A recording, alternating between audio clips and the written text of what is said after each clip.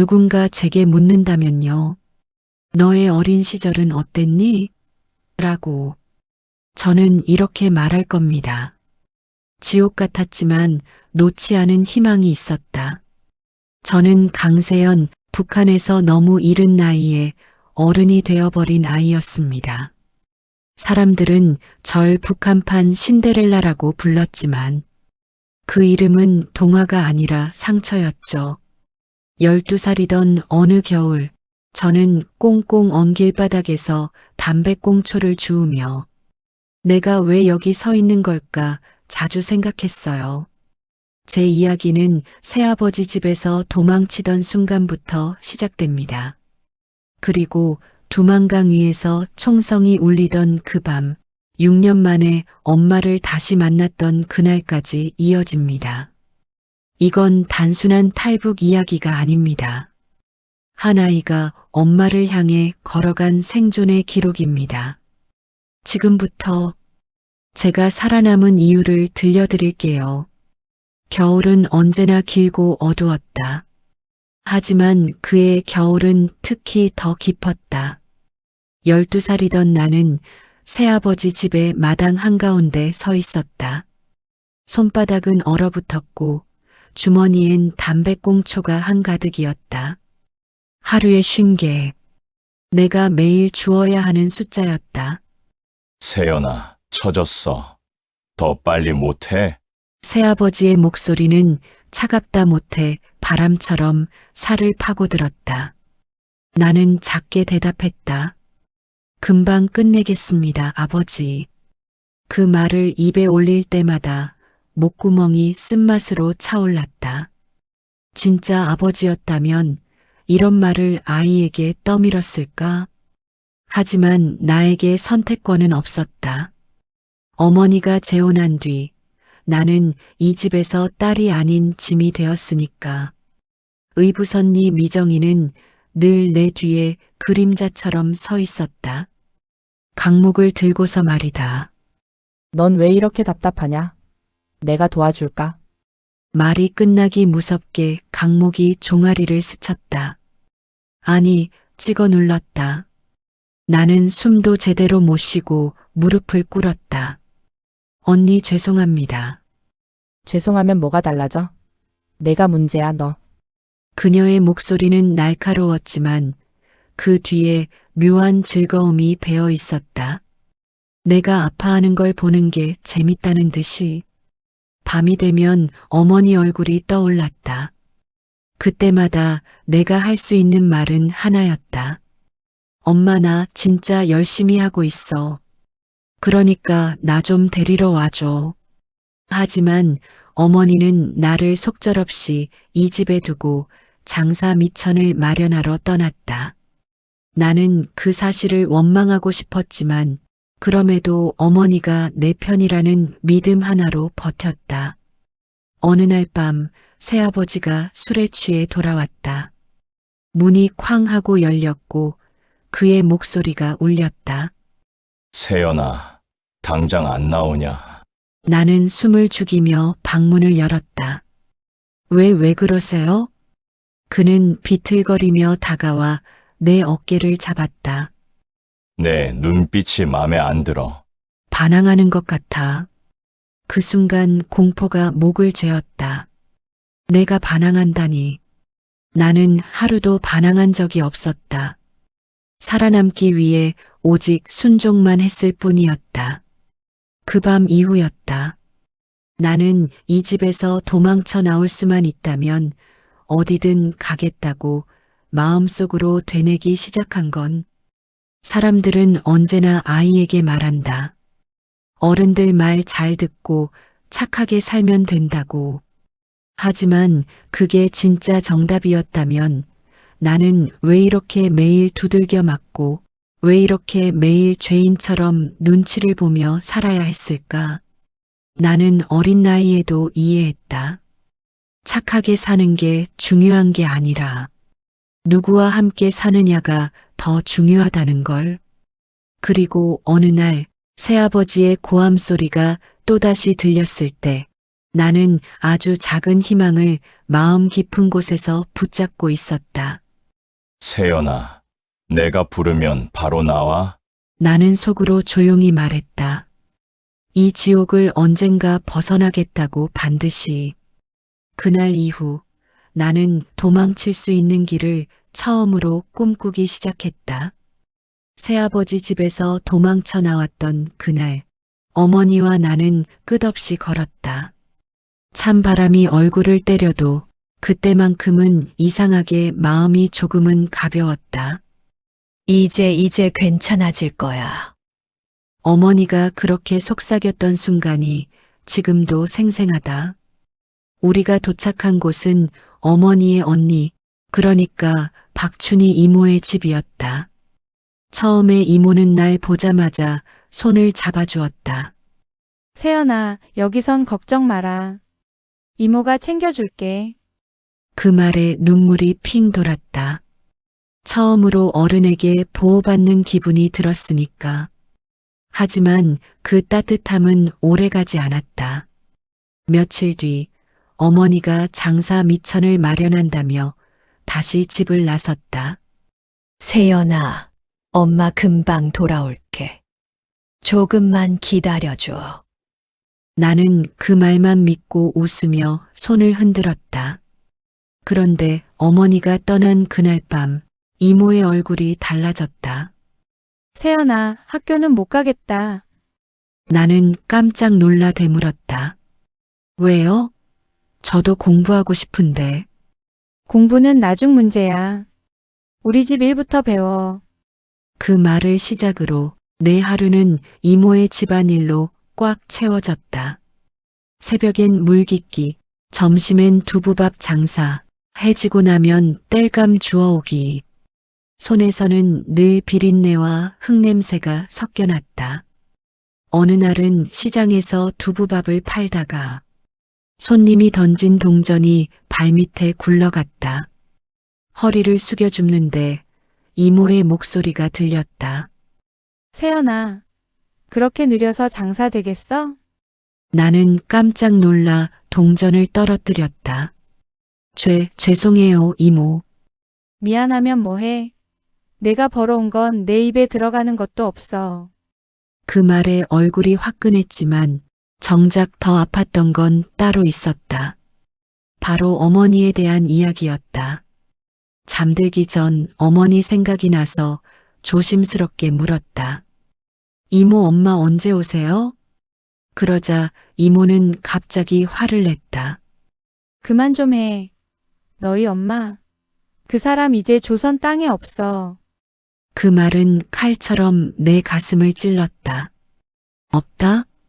나는 작게 중얼거렸다. 그게 무슨 말이에요?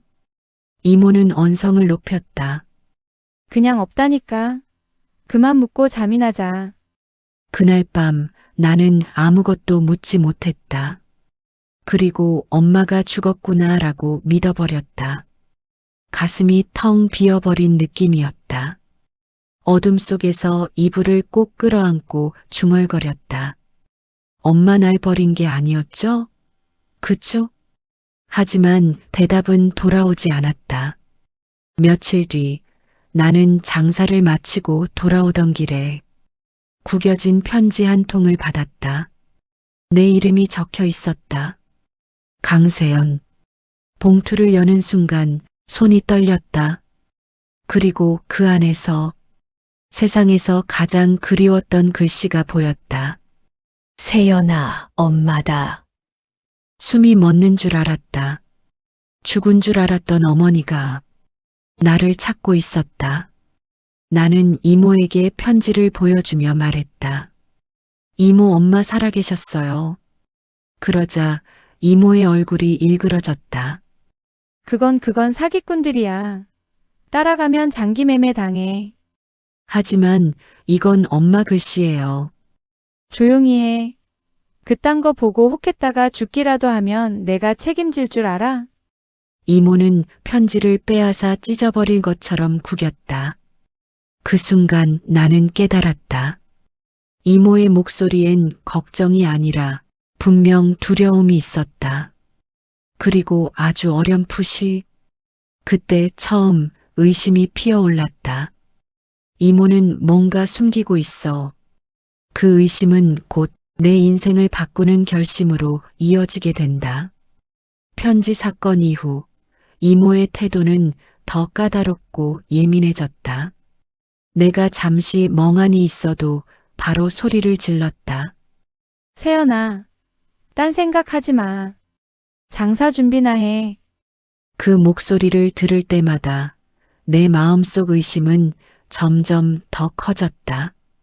어머니가 살아있다는 사실, 그걸 숨기려는 이모의 이상한 행동들, 그리고 편지를 보고도 재빨리 빼앗으려던 그 손짓까지. 도대체 왜? 그 질문이 내 머릿속을 떠나지 않았다.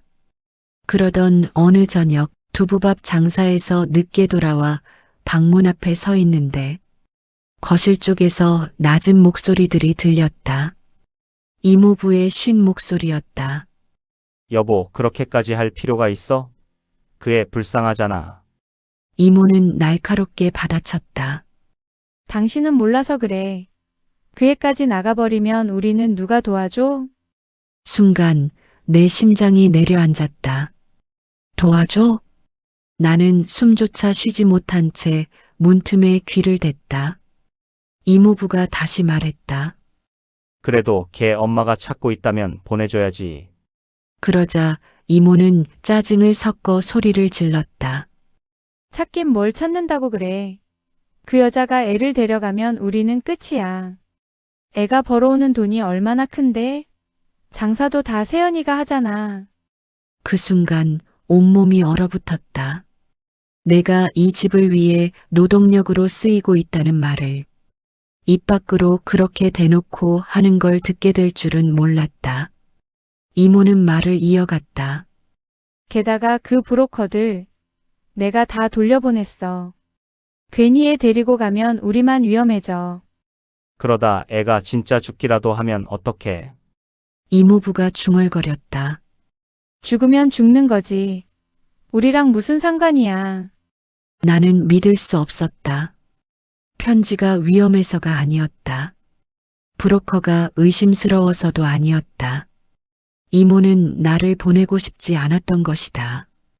나를 위해서가 아니라 자기들을 위해서. 그날 밤 나는 온몸이 떨렸다. 이불을 덮어도 떨림이 멈추지 않았다. 나는 중얼거렸다. 엄마 이모가 나를 막았어. 눈물이 베개를 적셨지만 바로 그 순간 어두운 방 안에서 이상하게도 한 줄기 빛이 스며드는 듯한 느낌이 들었다. 난 여기 있으면 안 된다. 엄마가 날 기다리고 있어. 그리고 그때 처음으로 내 안에서 아주 작은 용기가 움직였다. 며칠 후 이모는 평소처럼 장사 준비를 시키며 말했다. 세연아, 오늘도 빨리 다녀와. 멍청하게 굼뜨지 말고. 나는 고개를 숙인 채 대답했다. 네 이모. 하지만 마음속에서는 전혀 다른 말이 흘러나오고 있었다. 오늘이다. 그날 밤 이모와 이모부가 잠든 뒤 나는 살그머니 이불을 걷었다. 밖은 칠흑같이 어두웠고 어디로 가야 할지도 정확히 몰랐지만 단 한 가지는 분명했다. 여기서 더 머무르면 나는 살아도 사는 게 아닐 것이라는 것. 나는 조용히 문을 열었다. 겨울바람이 얼굴을 스치며 귓가에 속삭이는 듯했다. 지금이야 세연아 도망쳐. 나는 작은 숨을 내쉬고 걸음을 내딛었다. 그 한 걸음이 내 인생을 바꾸는 첫 걸음이 될 줄. 그때는 몰랐다. 집을 빠져나온 밤 하늘엔 달빛이 희미하게 걸려 있었다. 차가운 바람이 얼굴을 핥히었지만 그보다 더 무서운 건 이모가 깨서 날 잡으러 나올지도 모른다는 생각이었다. 나는 최대한 조용히 숨소리조차 들리지 않게 걸었다. 괜찮아, 괜찮아, 세연아. 너 할 수 있어. 스스로에게 속삭이며 발걸음을 재촉했다. 갈 곳은 단 하나였다. 엄마가 보냈다는 브로커가 자주 오던 국경 근처. 어디에 있을지 정확히 몰랐지만 그 근처에만 가면 누군가를 찾을 수 있을 거라 믿었다. 얼마나 걸었는지 모르겠다. 발바닥이 얼어붙어 감각이 없어지고 눈발이 점점 굵어질 때쯤 멀리서 물소리가 희미하게 들렸다. 두만강이었다. 어둠 속에서 흐르는 강은 마치 살아있는 것처럼 출렁였다. 여기를 건너야 돼. 나는 떨리는 숨을 삼켰다. 강 위에는 얼음이 군데군데 올라와 있었고 그 사이로 검은 물이 흐르고 있었다.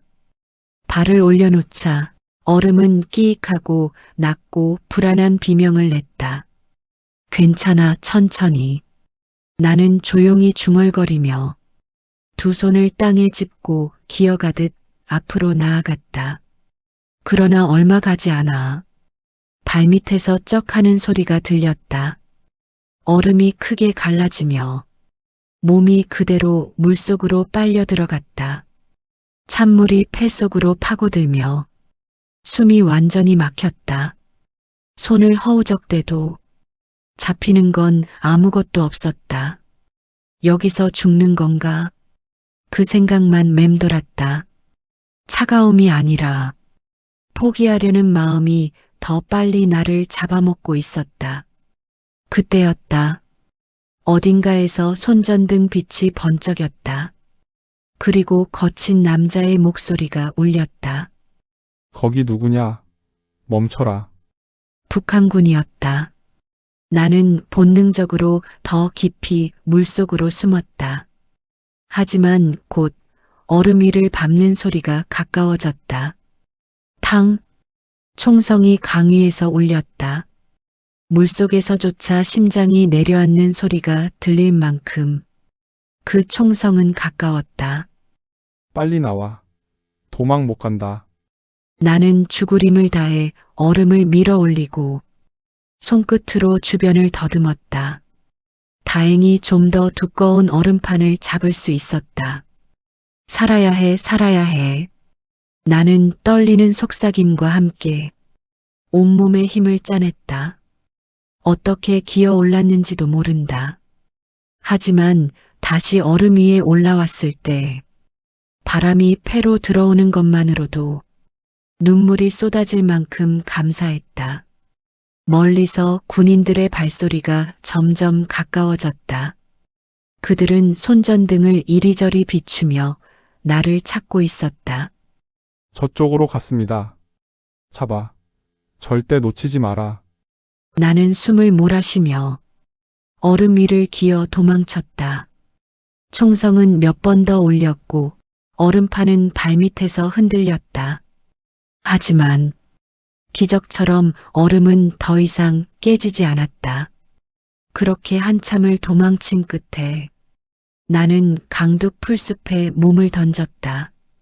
그 밤 나는 죽음의 문턱에서 살아 돌아왔다. 그리고 그 순간 확신했다. 이건 단순한 도망이 아니라 살아남는 길이라는 것을. 두만강을 건넌 뒤로 나는 한동안 정신이 반쯤 나간 사람처럼 걸었다. 살아있다는 게 믿기지 않았다. 숨을 쉴 때마다 폐가 얼얼했고 손끝은 감각이 사라져 있었다. 하지만 살았다는 사실 하나로 계속 앞으로 나아갔다. 엉킨 머리와 젖은 옷차림으로 숲을 헤매던 끝에 어딘가에서 인기척이 들렸다.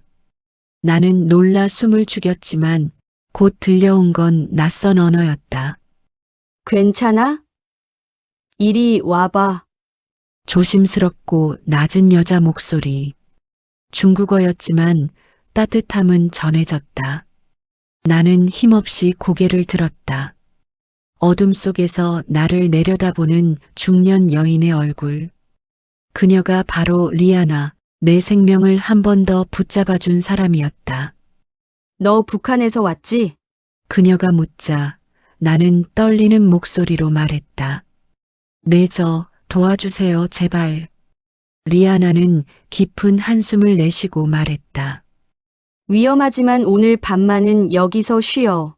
그날 밤 나는 낯선 방에서 몸을 돌돌 말고 떨며 누워 있었다. 그런데도 마음은 조금 따뜻해졌다.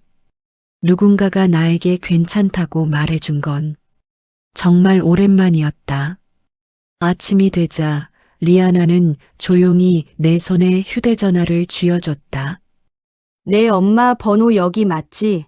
나는 눈을 크게 뜨며 고개를 끄덕였다. 전화해봐. 손이 떨렸다.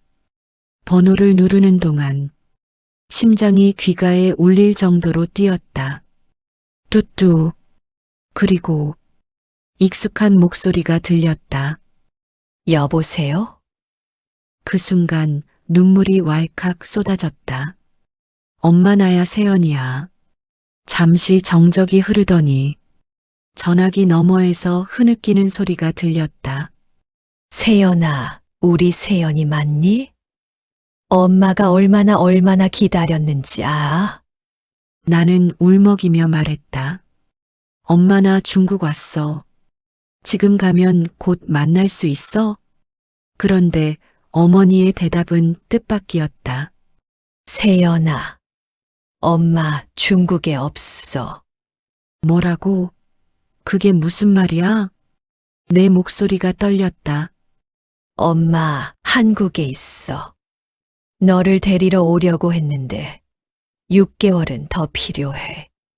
나는 숨이 턱 막혔다. 한국. 지금은 바로는 못 와. 지금은 안 돼. 절차도 필요하고 엄마 마음 같아선 당장 달려가고 싶지만 어머니 말이 이어질수록 머리는 점점 하얘졌다. 나는 절망에 가까운 목소리로 말했다. 엄마, 나 지금 당장 엄마 보고 싶어. 여기 너무 무서워. 그러자 어머니는 떨리는 목소리로 말했다.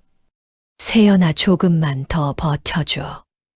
엄마가 정말 데리러 갈게.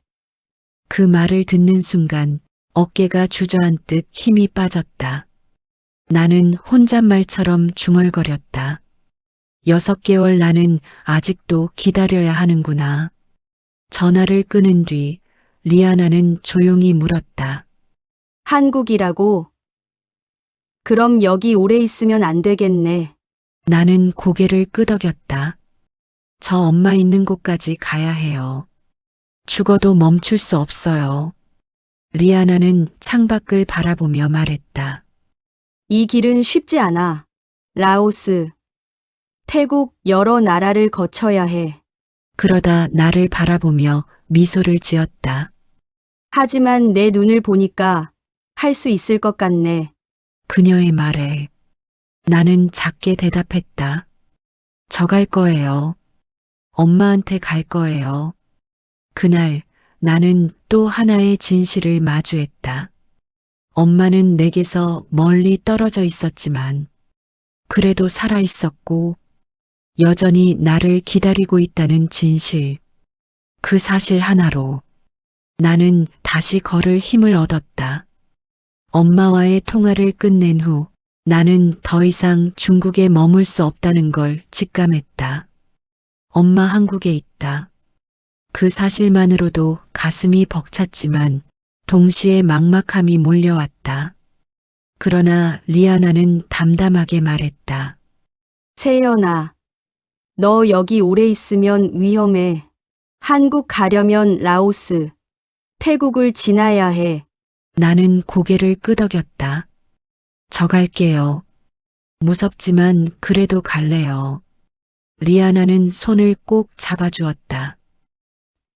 그래, 너라면 해낼 거야. 그 말이 큰 힘이 되었다. 며칠 뒤 브로커 진국성이 나를 찾아왔다. 그는 나이보다 훨씬 피곤해 보이는 얼굴로 말했다. 태연이 맞지? 내 엄마가 정말 많이 기다렸다. 나는 작은 목소리로 대답했다. 저 엄마한테 가고 싶어요. 제발 데려가 주세요. 진국성은 깊은 숨을 몰아쉬고 말했다. 좋아. 하지만 힘들 거야. 국경을 넘고 라오스를 지나고 태국까지 가야 하니까. 괜찮아요. 무엇이든 견딜 수 있어요. 그렇게 또 하나의 긴 여정이 시작됐다. 라오스로 가는 길은 끊임없는 숲과 강의 연속이었다. 낮에는 숨어 지내고 밤에만 움직였다. 한 걸음 내디딜 때마다 낯선 벌레 소리가 귀를 울렸고 바람이 지나갈 때마다 나뭇잎들이 낯선 언어로 속삭이는 것 같았다. 어느 날 밤 배를 타고 강을 건너던 중 진국성은 작게 말했다. 여기서 떠내려가면 끝이야. 절대 움직이지 마. 나는 바짝 몸을 웅크리며 물었다. 아저씨 진짜 한국에 갈 수 있을까요? 그는 웃는 듯 울먹이는 듯한 목소리로 말했다. 가야지. 내 엄마가 기다리는데 안 가면 되겠니? 그 말에 가슴이 뭉클해졌다. 어둠 속에서 작은 희망이 불처럼 타올랐다.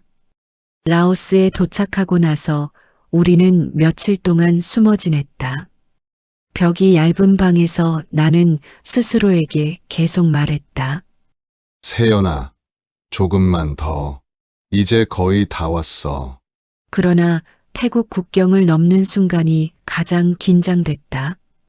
국경 경찰의 손전등 불빛이 우리를 스칠 때마다 심장이 멎는 듯했다. 그때 누군가 속삭였다. 움직이지 마. 지금은 숨 멈춰. 나는 그대로 돌처럼 굳어 서 있었다. 멀리서 개 짖는 소리가 들리고 빗방울이 땅을 두드렸다. 잠시 후 손전등 빛이 사라지자 진국성이 말했다. 지금이다. 뛰어. 우리는 비를 맞으며 어둠 속을 헤치고 달렸다. 신발은 지늘게 빠지고 숨은 턱까지 차올랐지만 머릿속엔 단 하나의 이미지뿐이었다. 엄마, 내 엄마. 태국 도착 후 보호시설로 이동했을 때 나는 처음으로 두려움보다 안도가 더 크게 느껴졌다. 진국성은 내 어깨를 두드렸다. 여기까지 오느라 정말 잘했다. 나는 고개를 들며 물었다. 이제 한국 갈 수 있어요? 그는 미소를 지으며 말했다. 그래. 이제 정말 얼마 남지 않았어. 그리고 마침내 한국 땅에 발을 딛는 날 나는 공항 바닥을 바라보며 중얼거렸다. 엄마 나왔어. 드디어. 그 순간 멀리서 누군가가 내 이름을 불렀다. 세연아, 세연아. 나는 고개를 들었다. 주름진 얼굴, 떨리는 손, 다가오는 그 여자를 나는 단번에 알아봤다. 엄마, 내 발이 저절로 움직였다. 둘 사이의 거리가 순식간에 좁혀졌고 나는 그녀 품에 안겨 울음을 터뜨렸다. 엄마 나왔어. 나 정말 보고 싶었어. 어머니는 내 등을 쓰다듬으며 울었다. 우리 세연이 살아있어 줘서 고마워. 정말 정말 고마워. 그 순간 6년 동안의 고통과 두려움, 외로움과 눈물이 모두 한 번에 쏟아져 나왔다. 나는 이제야 알았다. 이 여정을 버티게 한 힘이 무엇이었는지. 엄마, 그리고 살아남겠다는 내 의지. 그 두 가지가 나를 여기까지 데리고 온 것이다. 한국에서의 첫날은 모든 것이 낯설면서도 따뜻했다. 세상은 밝고 분주했지만 이상하게도 마음은 잔잔했다. 엄마와 함께 있다는 사실만으로도 모든 소음이 노래처럼 들렸다.